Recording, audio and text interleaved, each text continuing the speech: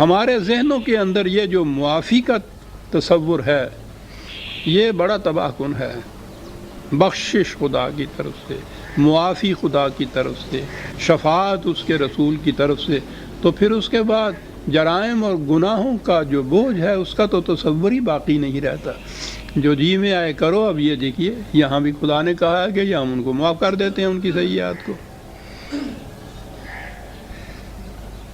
بآیت مجموعی جب قرآن کا تصور سامنے لایا جائے وہ مکافات عمل کا تصور ہے۔ مکافات عمل کے معنی ہیں انسان کا ہر کام، ہر عمل ایک نتیجہ پیدا کرتا ہے۔ اس میں معافی اور بخشش کا سوال نہیں، یہ تو قانون کی چیز ہے۔ ہر عمل انسان کا ایک نتیجہ پیدا کرتا ہے، حتیٰ کہ اس کے نگاہ کی خیانت اور اس کے دل میں گزرنے والے خیالات بھی اپنا نتیجہ پیدا کرتے ہیں۔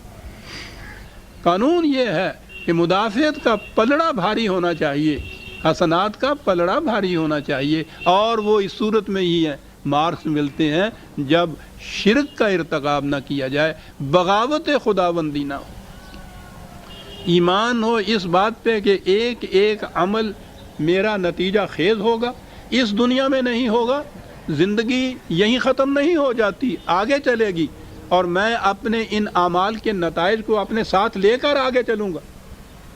اور فیصلہ کس چیز سے ہوگا؟ وہ اس بات سے ہوگا کہ تعمیری قوتوں کا پلڑا بھاری ہے میرا یا تخریبی قوتوں کا بھاری ہے، اس کے مطابق فیصلہ ہو جائے گا۔ اس میں معافی کی گنجائش نہیں، بخشش کا سوال نہیں، صاحب سفارش کا نہیں، وہ تو یہاں کے یہ جو بد نظمی ہے ہمارے یہاں کی، باطل کا نظام جو ہے آپ کے یہاں کا، اس میں ہوتی ہیں یہ چیزیں۔ تو جس طرح سے پھر لڑکے یہاں پاس ہوتے ہیں ہمارے ہاں، وہ تو ہمارے سامنے ہے نا۔ تو ہم نے اپنے ہاں کے باطل کے نظام کے جو اصول تھے وہ ہم نے اپنے ہاں کے دین کے اوپر بھی منطبق کر لیے کہ معافی بھی ہو سکتی ہے، جانے دو صاحب، بخشش بھی ہو سکتی ہے، سفارشیں بھی ہو جاتی ہیں، اور پھر اس کے بعد تو اب رشوتیں بھی چلتی ہیں۔ یہ جو نذرانے ہوتے ہیں اور نیازیں آپ جا کے سکھ دے ہو جنہوں کہندے ہے نے، یہ کیا چیزیں ہیں؟ یہ رشوتیں دیتے ہیں نا آپ اپنے گناہوں کی معافی کے لیے۔ قانون میں اس کی کوئی گنجائش نہیں ہے، اور خدا بننا تو جچتا ہی اس کو ہے کہ جس میں جذبات نہ ہوں، صرف قانون کی روح سے وہ سارے فیصلے کرتا ہو۔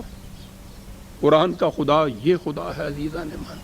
تو جسے کہا وَنَتَجَاوَزُ عَنْ سَيِّئَاتِهِمْ، جس کے عام معنی کر لیے جائے کہ ہم ان کی برائیوں سے درگزر کرتے ہوئے آگے بڑھ جائیں گے کہ چلو ٹھیک ہے مارو پھنسد پولے، بالکل نہیں۔ نَتَجَاوَزُ عَنْ سَيِّئَاتِهِمْ کے یہ معنی نہیں، اس کے معنی یہ ہے کہ اس کے حسنات کا پلڑا اتنا بھاری ہے کہ اس پلڑے نے ازالہ کر دیا ہے تخریبی پلڑے کا، جو خفت موازین کی صورت جو تھی۔ فی صحاب الجنہ، یہ ہیں کہ جو جنت میں جانے والے ہیں۔ وعد الصدق الذی کانوا یوعدون، یہ تھا جو ان سے وعدہ کیا گیا تھا، اور اس کو وہ سچا سمجھ پائیں گے اپنے سامنے کہ واقعی سچا وعدہ تھا جو خدا نے کیا تھا۔ کمپلسری میں پاس ہو، 60% اوور آل مارکس بھی لے لے، یہ قانون ہے، اس میں کوئی سفارش نہیں۔ وہ کہا ہے کہ یہ بھی نہیں ہو سکتا کہ اس کا پرچہ گم ہو جائے، دوسرے کے مارکس اس کے مارکس دوسرے کو دے دیے جائیں، یہ نہیں ہوگا ہمارے ہاں۔ صدق ہمارا قانون عدل جو ہے اس کو یہ سچا اپنے سامنے پائیں گے۔ یہ ہے قرآن کریم عزیزان من۔ ایک ٹکڑا آ گیا تھا، میں نے سمجھا یہ بڑا ضروری ہے یہ بتا دینا کہ قرآن کی روح سے نظام عدل کیا ہے، اور جسے آپ بخشش اور نجات کہتے ہیں اس کے معنی کیا ہیں۔ یہ ثقلت اور خفت موازین کا مطلب کیا ہے؟ لا نقیم لہم یوم القیامت وزنا، میں نے کہا تھا کہ بازار تضاد نظر آتا ہے کہ ذرہ ذرہ جو ہے تولے گا، اور یہاں کہا گیا ہے کہ ان کے لیے یہ میزان بھی کھڑی نہیں کی جائے گی۔ یہ کیا چیز ہے صاحب؟ تو یہ چیزیں ہیں عزیزان من۔ قرآن کے ان مقامات کی 4 لفظ ہوتے ہیں، ہم پڑھ کے آگے بڑھ جاتے ہیں، آپ دیکھتے ہیں ان کے اندر کتنے کتنے بڑے حقائق پوشیدہ ہیں قرآن کے اندر۔ تو میں نے کہا یہ کتاب نیز چیزیں دیگر است، یہ کتاب نہیں ہے، یہ تو کچھ اور ہی ہے۔